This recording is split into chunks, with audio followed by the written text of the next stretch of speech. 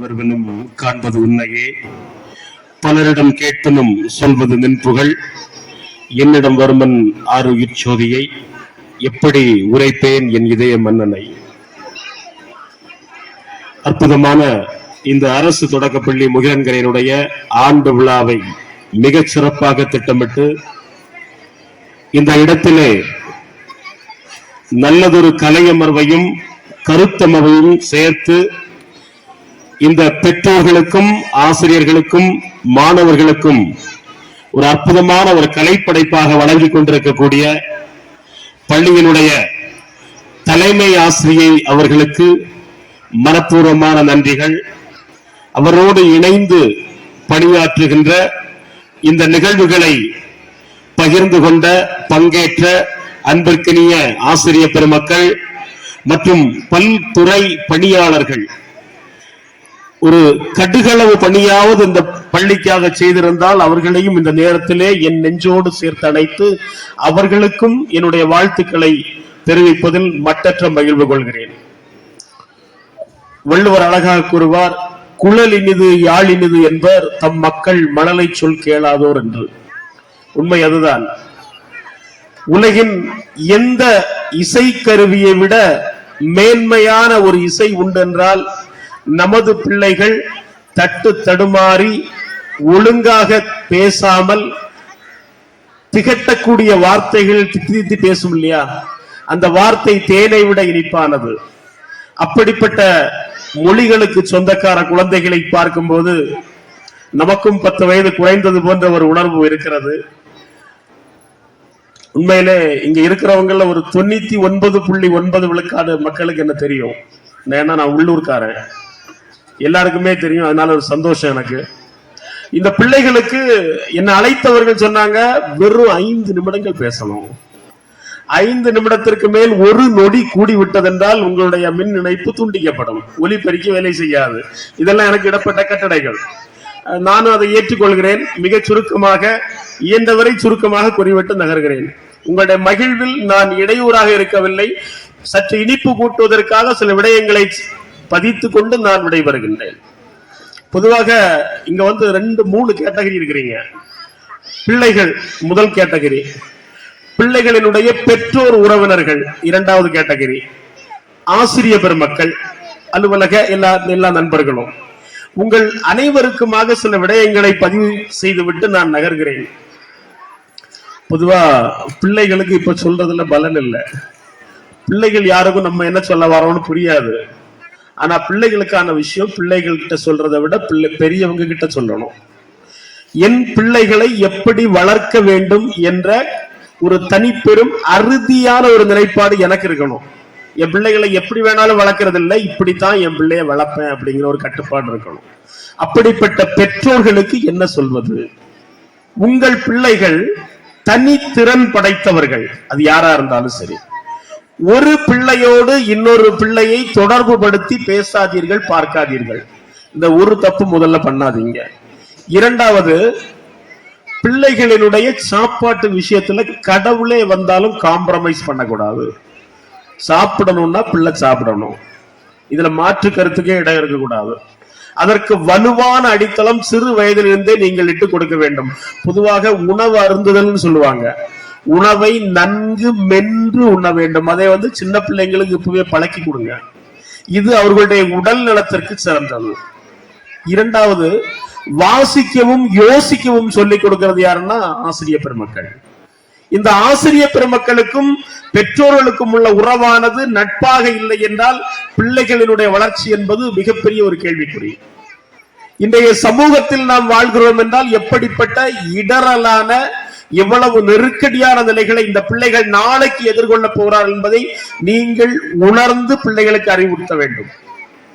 பிள்ளைகளை மற்றவர்களுடைய தொடுதல் இருக்கு இல்லையா, ஆம்பளை பசங்களையோ இருந்தாலும் சரி, பொம்பளை பசங்களையோ இருந்தாலும் சரி, மற்றவங்க தொடும் போது பிள்ளைகளுக்கு தெரியணும், இவர்கள் தவறான எண்ணத்தோடு என்னை தொடுகிறார்களா, இல்லை சரியான எண்ணத்தோடு தான் தொடுகிறார்களா என்று அவர்கள் புரிந்து கொள்வதற்கு பெற்றோர்களினூடே இந்த ஆசிரியர்களும் பயிற்றுவிக்கணும். எண்ணும் எழுத்தும் கண்ணனத்தகும், அதை கற்றுக் கொடுக்கும் ஆசிரியரை நீங்க மதிப்பா பார்க்கணும். பெற்றோர்கள் மதிப்பாக ஆசிரியர்களை பார்த்தால் மட்டும்தான் வரும் சமுதாயத்தினுடைய பிள்ளைகளும் அந்த ஆசிரியர்களுடைய வார்த்தைகளை உள்வாங்கி தங்களுடைய வாழ்க்கைக்கான தேவையாக ஏற்றுக்கொள்வார்கள். இதை நாம் புரிந்து கொள்ளணும். இன்னைக்கு இந்த கல்வி நிலையத்துல நீங்க பாத்தீங்கன்னா ஏறத்தாழ 97 பிள்ளைகள் இங்கு பயில்கிறார்கள். 63, 34 என்ற விதத்துல. இந்த பிள்ளைகளை இங்கு நிர்வகிக்கக்கூடிய உங்களுடைய தன்மை, நீங்கள் எப்படிப்பட்ட பண்பான வார்த்தைகளை பயன்படுத்த வேண்டும் என்றால், இந்த 8 மணி நேரம் முடிஞ்சோன்னு அவன் வீட்டுக்கு தான் போறான். வீட்டுக்கு போய் இந்த சமூகத்துல அவன் கேட்கிற வார்த்தைகள் ரொம்ப ரொம்ப விசித்திரமான வார்த்தைகள், தவறுதலான வார்த்தைகள், கேட்க தகாத வார்த்தைகள் நிறைய கேட்பாங்க. இதைகளெல்லாம் ஓவர் கம் பண்ற மாதிரி உங்க வார்த்தை இருக்கணும். அங்க எவ்வளவு அவங்க இன்புட் கொடுத்தாலும் அதையெல்லாம் எடுத்து தூக்கி தூர அடிஞ்சிட்டு இந்த ஆசிரியர்கள் கொடுக்கக்கூடிய வார்த்தைகள் மிக வலுவாக இருக்க வேண்டும்.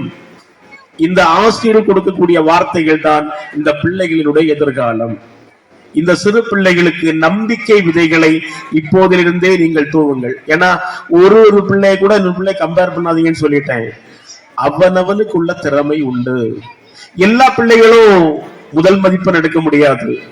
எல்லா பிள்ளைகளும் மைக்கேல் ஜாக்சன் மாதிரி ஆட முடியாது. எல்லா பிள்ளைகளும் அற்புதமான ரைட்டரா வர முடியாது. எல்லா பிள்ளைகளும் அற்புதமான டான்சரா வர முடியாது. உங்கள் பிள்ளை என்ன தனித்திறன் உள்ள பிள்ளை என்று நீங்கள் உணர்ந்து கொள்ள வேண்டும். சிலருக்கு என்னன்னா, பொதுவா நம்ம எல்லாருக்குமே ஒரு நினைப்பு என்னன்னா, நான் செய்ய முடியாத எல்லாத்தையும் என் பையன் செய்யணும். அது எப்படி அது புரியல எனக்கு. நீங்க செய்ய முடியாதெல்லாம் பிள்ளை செய்யணும்னா பிள்ளைக்கு ஒரு வாழ்க்கை இல்லையா? பிள்ளைக்கு ஒரு தேவை இல்லையா? பிள்ளையினுடைய குணாதிசயங்களை புரிந்து கொள்ளுங்கள், ஏற்றுக்கொள்ளுங்கள்.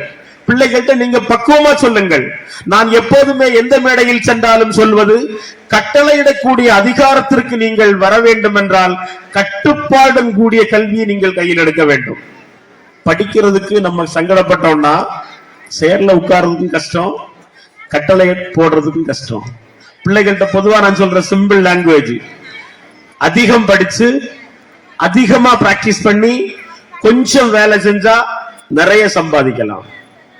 கொஞ்சமா படிச்சு அப்படியே சுத்திட்டு இருந்து அப்படி இருந்தீங்கன்னா அதிகம் வேலை செய்யணும், குட்டியோடு சின்ன சம்பளம் தான் தருவாங்க. இந்த ரெண்டும் தான் லாஜிக் வித்தியாசம். பிள்ளைகளுக்கு கற்றுக் கொடுங்கள். எது கட்டளையிடக்கூடிய அதிகாரம் என்பதை பிள்ளைகளுக்கு நீங்கள் சொல்லிக் கொடுக்க வேண்டும். எப்படி கொஞ்சம் கொஞ்சமா சொல்லணும். எனக்கு முன்னாடி வந்தவங்க அழகா பேசி போனாங்க. ஒரு அற்புதமான வார்த்தை சொன்னாங்க, அலைபேசி இன்று உங்களுடைய நேரத்தை திண்டு தீர்க்கிறது. அலைபேசி மட்டும் திண்டு தீர்க்கல, உங்க வீட்டுல ஒரு பெட்டி 32 இன்ச்சு 46 இன்ச்சு எல்லாம் இருக்கும் இல்லையா, இந்த தொலைக்காட்சி பெட்டி. சார் தப்பா சொல்லிட்டனோ இல்ல சரியா தான் சொன்னா? சரிதான். தொலைக்காட்சி பெட்டி ஆக்சுவலா என்னன்னா, இந்த தொலைக்காட்சி பெட்டியில் வரக்கூடிய விடயங்களை நீங்க ஒரு நாள் உட்கார்ந்து பாத்தீங்கன்னா சத்தியமா டிவியை நுறுக்கிட்டு பிளக்கை உரி போட்டு போயிட்டே இருப்பீங்க. இது நமக்கு கொஞ்சோண்டு ஒரு உணர்வு இருந்தா, ஆனா நமக்கு தான் உணர்வு இல்லையே.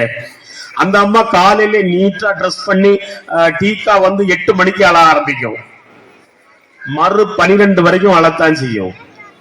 நம்ம இதுக்கெல்ல கொஞ்சம் டீ பிரேக் எல்லாம் விடுற மாதிரி அந்த அம்மா கொஞ்சம் டீ பிரேக். அவர்கள் பணத்திற்காக ஒரு விடயத்தை அரங்கேற்றுகிறார்கள், நடிக்கிறார்கள். முதல்ல அது ஒரு நிகழ்வு அல்ல, அது ஒரு நடிப்புன்னு நமக்கு உணரணும் இல்லையா? நமக்கு அந்த உணர்வே இல்ல. சிலர் நம்ம வீட்டுக்குள்ளே பார்த்தா 1000 டைரக்டர்ஸ், அப்படி போடு, அவன் அடி, இவளை அடி, அவளை சவுட்டு, இவளை மிதி. ஒண்டி போகிறீங்கல்ல நீங்க. இந்த ஒண்டி போகும்போது அதுவாகவே இந்த பிள்ளைகள் அங்க கூட ஒண்டி பாருங்க. தயவு செய்து அந்த விடயத்தை விடயமாக மட்டும் பாருங்கள். அது அப்படின்னா அப்படி நல்லா நடிச்சிருக்காங்க, ஓகே, நல்லா சிரிக்கலாம், ஓகே, நல்லா ஆளலாம், ஓகே, இதோட விட்டுருங்க.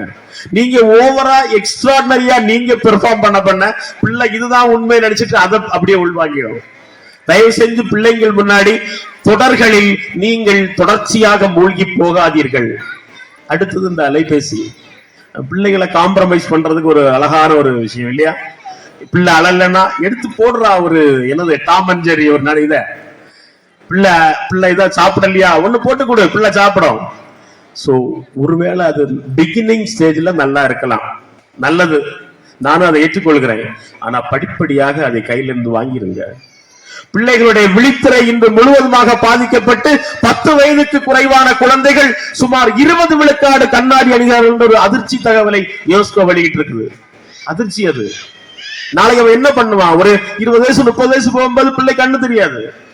காரணம் இவன் நம்மளாவது ஒரு 2 நிமிஷம் பார்த்தோம்னா கண் சிமிட்டுவோம் இல்லையா? கண் சிமிட்டுவோம், கண்ணை திருப்புவோம், முகத்தை திருப்புவோம். பிள்ளை அதெல்லாம் பண்ணாது. பிள்ளைக்கு தெரியாது. ரெட்டினா நாசம் ஆயிடும், பிள்ளைகளுடைய விழித்திரை நாசம் ஆயிடும், பார்வை போயிடும். தயவு செஞ்சு உங்களுடைய பிள்ளைகளை ஒரு சில விஷயத்துல கொஞ்சம் டைட் பண்ணி பிடிங்க, தேவை. ஏனென்றால் ஒரு பண்படுத்தப்பட்ட நிலத்தில் தான் நல்ல விதைகள் விழுந்து தரமான அற்புதமான விதைகளை கொடுக்க முடியும். உங்கள் பிள்ளைகளை நல்ல பாதைக்கு நேராக நீங்கள் நகர்த்தி செல்வதற்கான நீங்கள் முதலில் தெளிவடைய வேண்டும். அடுத்தது பெற்றோர்கள். பெற்றோர்களுக்கு இன்னும் ஒரு ரொம்ப முக்கியமான விஷயம் என்னன்னா, இந்த சாப்பாட்டு விஷயங்களையும் கூட கொஞ்சம் கவனிச்சுக்கிடுங்க. முடிஞ்ச அளவுக்கு நீங்க சமைச்சு கொடுங்க, நல்லது. அது கொஞ்சம் சுவை குறைந்ததாக இருக்கலாம், கொஞ்சம் சுவை குறைவாய் தான் இருக்கும் சில நேரங்கள்ல. பிள்ளைகளுக்கு காலை உணவை ஸ்கிப் பண்ணவே விடாதீங்க. இங்க பரவாயில்ல, காலை உணவு கொடுக்குறாங்க, இல்லாத நாட்கள்லயே நீங்க கொஞ்சம் ஃபாலோ பண்ணிக்கிடுங்க. பிள்ளைகளுக்கு காலை உணவையோ இல்லை மாலை உணவையோ நீங்கள் விடுபட்டு எடுத்துட்டீங்கன்னா அது இடம் கேப் ஆகிடும். சின்ன பிள்ளைகள், அவர்கள் இந்த வயதில் வளர்க்கக்கூடிய திறன்கள் தான் உண்டு. அந்த திறன்களை நீங்கள் வெகுவாக அந்த பிள்ளைகளுக்கு கொடுக்க வேண்டும். அதுக்கடுத்து என்னன்னா, பிள்ளைகள் வாசிக்கிறாங்களா, பேசுறாங்களா, யார்கிட்ட எப்படி பேசுறாங்க. இனிய உளவாக இன்னாத கூறல் கனி இருப்ப காய் கவர்ந்துட்டு, நல்ல வார்த்தைகளை சொல்லிக் கொடுக்குமே. கொஞ்சம் நல்ல வார்த்தை, பண்பான வார்த்தை கேளுங்க, என்ன ஏதுன்னு கேளுங்க. பிள்ளை கூட உட்கார்ந்து பேசுங்க. நீங்க பிள்ளைகள் கூட நீங்க உட்கார்ந்து பேசாம வேற யார் பேசுவாங்க? நம்ம பிள்ளைய நம்ம மதிக்கலன்னா வேற யார் மதிப்பாங்க? என் பிள்ளை இதுக்கு லாயக்கு இல்லைன்னு ஒரு நாள் சொல்லாதீங்க. என் பிள்ளை இன்னும் கொஞ்சம் நல்லா பண்ணுவான்னு மனசுக்குள்ள நினைச்சு பாருங்களேன். உங்கள் பிள்ளைகள் உங்களை விட வலுவானவர்கள், சிறந்தவர்கள். இதை முழுமையா நம்புங்கள். உங்க பிள்ளை இங்க படிக்கிறாங்கன்னா பெரிய அங்க ICSE syllabus, CBSE syllabus, matriculation இங்க எல்லாம் படிச்சாதான் எதிர்காலம்ங்கிறதெல்லாம் கிடையாது. இன்னைக்கு மிக அதிகமான வாய்ப்புகள் இந்த அரசு வழி கல்விக்கு இருக்குது. இதை உணர்ந்து கொள்ளுங்கள். பிள்ளைகளை பார்க்கறதுக்காக இங்க வாங்க, நீங்க ஆசிரியர்களோடு பேசுங்கள். என் பிள்ளை எதில் சிறப்பு பெறுகிறான் என்று கேளுங்கள். ஆசிரியர்களோடு நீங்கள் கருத்தோய்ந்து இருப்பதால் தான் உங்களுடைய பிள்ளை ஒரு படிநிலையாக முன்னேற முடியும். எவ்வளவு பெரிய அறிஞரா இருக்கட்டும், ரைட்டரா இருக்கட்டும், டைரக்டரா இருக்கட்டும், யாரா இருக்கட்டும், பிகினிங் எங்க தான்? அம்மா தான். அம்மா இல்லைன்னா ஒண்ணும் நடக்காது. இங்க இருந்து இந்த முதல் அரிச்சுவடி அழகாக விழுந்து விடும் என்றால் அடுத்தடுத்த கட்டங்கள் நீட்டாவே போகும். இந்த இடத்திலிருந்து, இந்த பள்ளியிலிருந்து, இதற்கு முன்பு நான் இந்த அரங்கத்தில் வந்திருக்கிறேன் நினைக்கிறேன், ஒரு பேசுவதற்காக வந்திருந்தேன். எத்தனையோ மனிதர்கள் தோன்றி இருக்கிறார்கள். அதனால குறைச்சு மதிப்பிட வேண்டாம் எதையுமே. நிறைவான மனதோடு பிள்ளைகளை அணுகுங்கள், நிறைவான உணர்வோடு பிள்ளைகளை மகிழுங்கள். பிள்ளைகள்கிட்ட சந்தோஷமா நம்ம என்ஜாய் பண்ணணும். என் பிள்ளை இவ்வளவு பண்றான். உண்மையில என்னை பாத்தீங்களா? கொஞ்சம் சின்ன பிள்ளைகள் டான்ஸ் எல்லாம் பண்ணாங்கல்ல, எவ்வளவு எக்ஸைட்மெண்டா இருந்தது. நமக்கு ஒரு மகிழ்ச்சி இருக்கா இல்லையா? இருக்கா இல்லையா? தனியா இருந்தா இந்த பிள்ளை பண்ணுமா? பண்ணாது. இந்த பிள்ளைகளை இந்த அளவுக்கு மோல்டு பண்ணி பயிற்றுவித்து ஒரு பிள்ளையா முன்ன கூட்டிக்கு ஒரு ப்ரோக்ராம் பார்த்தா பிள்ளை ஸ்டார்ட் பண்ணவே இல்லை. அதுக்கு ஒரு சின்ன ஒரு பேக் போன்.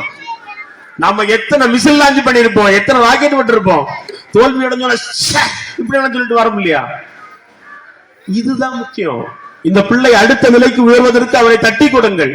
உங்கள் பிள்ளையை உங்கள் பிள்ளையாக மட்டும் பாருங்கள். வேற எது கூட கம்பேர் பண்ணாதீங்க. வேற எந்த பிரேம்லையும் கொண்டு பொருத்தி பார்க்காதீங்க. அவனுக்கான தளத்தை அவன் தேர்ந்து கொள்வான், அவளுக்கான இடத்தை அவள் தேர்ந்து கொள்வாள். நீங்கள் கொடுக்க வேண்டிய முறையில் கல்வியை கொடுங்கள். அதை கனிவோடு கொடுங்கள். கண்டிக்க வேண்டிய இடத்தில் கண்டித்து கொடுங்கள். அன்பான உணர்வோடு உணவூட்டுங்கள். அற்புதமான பாசத்தோடு பிள்ளைகளை அப்படியே பக்குவப்படுத்தி பிடிச்சுக்கோங்க. ஏன்னா இன்னைக்கு உள்ள காலச்சூழல் வேற மாதிரி. பிள்ளைகள் ஒரு நொடி நீங்க விட்டா கூட ஸ்லிப் ஆகி போறதுக்கான வாய்ப்புகள் இருக்குது. சிறு பிள்ளைகளை நீங்கள் கண்ணின் மணி போல பாதுகாக்க வேணும், இல்லைன்னா கஷ்டம். என்ன பண்றாங்க, எப்படி பண்றாங்க, படிக்கிறாங்களா, எழுதுறாங்களா, என்னாச்சு, வேற ஒண்ணும் வேண்டாங்க. ஒரு சிம்பிள், ஒரு சின்ன இன்சிடென்ட். ஒரு பிள்ளை ஸ்கூலுக்கு போகும்போது அழுது, பயங்கரமா அழுது. அந்த அம்மா தெரியும் இல்லையா, என்ன பண்ணுவாங்க, எடுத்து அப்படியே முத்தம் கொடுப்பாங்க. அப்படிதான் பிள்ளை அழுதுன்னா அப்படி பிடிச்சு இப்படி ஒரு தட்டு அப்படி ஒரு தட்டு. ஏன் போக மாட்டியான்னு ஒரு தூக்கி குண்டு சட்டியா தூக்கி போட்டாங்க. ஸ்கூல் பஸ்ல போயிட்டு ஒரு அரை மணி நேரம் கழிச்சு அவங்க கூப்பிட்டாங்க, ஐயோ வந்துருங்க உங்க பிள்ளைய கூட்டிட்டு போங்க அப்படின்னு. என்னன்னு கேட்டா, பிள்ளைங்க ஷூ சாக்ஸ்ல ஏதோ ஒரு சின்ன பூச்சி கடிச்சு விட்டு பிள்ளை அவ்வளவு வலியால துடிச்சிருக்கு, நம்ம கவனிக்கல. உள்ளார ஆராயாமல் எதையுமே நீங்க பண்ணாதீங்க. எல்லாருக்குமே கதை பிடிக்குமா? குட்டி பிள்ளைங்களுக்கு பிடிக்குமா பிடிக்காதா? கதை பிடிக்கும். ஒரு சின்ன குட்டி கதை, காக்கா நரி வடை கதை நீங்க கேள்விப்பட்டிருக்கீங்களா? கேள்விப்பட்டிருக்கீங்க தானே?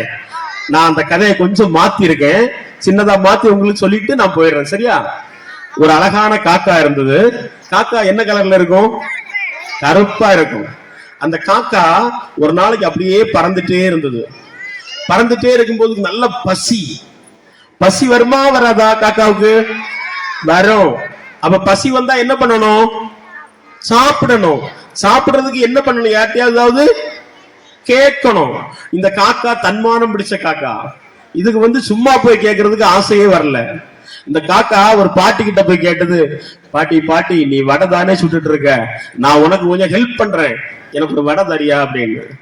பாட்டி சொன்னாங்க, எஸ் தரேன். என்ன பண்ணுவேன்? காக்கா சொல்லிச்சுது, விறகெல்லாம் உனக்கு வேணும் இல்ல, நான் சின்ன சின்ன விறகா பொறுக்கி கொண்டு உனக்கு தரேன், நீ எனக்கு வடைதா அப்படின்னு. Deal okay. விறகை கொண்டு கொடுத்தது, வடையை கொடுத்தது. வடையை வாங்கின காக்கா அக்கடான்னு உட்கார்ந்து சாப்பிட போகும்போது வந்தது. யார் வந்தது? நரி.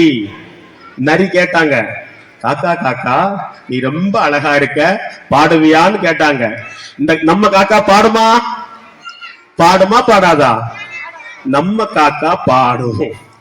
நம்ம காக்கா பாட ஆரம்பிச்சது, வடை கீழே விழுந்தது. அப்ப வடை தூக்கிட்டாங்க, நரி தூக்கிடுச்சு. இப்ப என்ன பண்ணுது? இந்த காக்கா ஏமாந்தொன்னும் போகல, ஒரு கூட்டம் காக்காட்ட போய் சொல்லுது, என் வடைய ஒரு நரி தூக்கிட்டு போயிடுச்சு அப்படின்னு. ஒரு கூட்டம் காக்கா இந்த நரிய துரத்துது. துரத்தி போய் இந்த நரிட்ட வடைய வாங்கிடுது. வடைய வாங்கி சாப்பிட்டுட்டு சந்தோஷமா போயிடுது. இதுல என்ன விஷயம் சொல்றேன்னா, யார்கிட்டையும் எதுவுமே இனாமா நம்ம எதிர்பார்க்க வேண்டாம். நம்ம ஏதாவது வேலை செஞ்சு அதன் மூலம் நம்ம கிடைக்கணும். வடை சும்மா கிடைச்சதா? இங்க வடை சும்மா கிடைக்கல, அது வேலை செஞ்சிருக்குது. வடை சும்மா கிடைக்காதனால அதற்கு சந்தோஷம். இது செஞ்ச வேலைக்கு அந்த பாட்டி ஊதியம் கொடுத்தாங்களா? கொடுத்தாங்க. வடை கொடுத்தாங்க. வேலை செய்யணும், சம்பளம் கிடைக்கும், வாங்க போவோம், எதிர்வரும் பிரச்சனைகள் வரும், நமக்குள்ள ஒரு ஒற்றுமை வேணும்.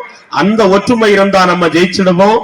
இந்த ஒற்றுமை இந்த மாணவர்கள்ட்ட இருக்கணும், இந்த பெற்றோர்கள்ட்ட இருக்கணும், நிர்வாகத்திட்ட இருக்கணும். அப்ப இந்த பள்ளி நீங்க சொன்னது மாதிரி உயர்நிலை பள்ளி மட்டும் இல்ல, மேல்நிலை பள்ளியாகக்கூடிய சாத்தியக்கூறு கூட இருக்குது.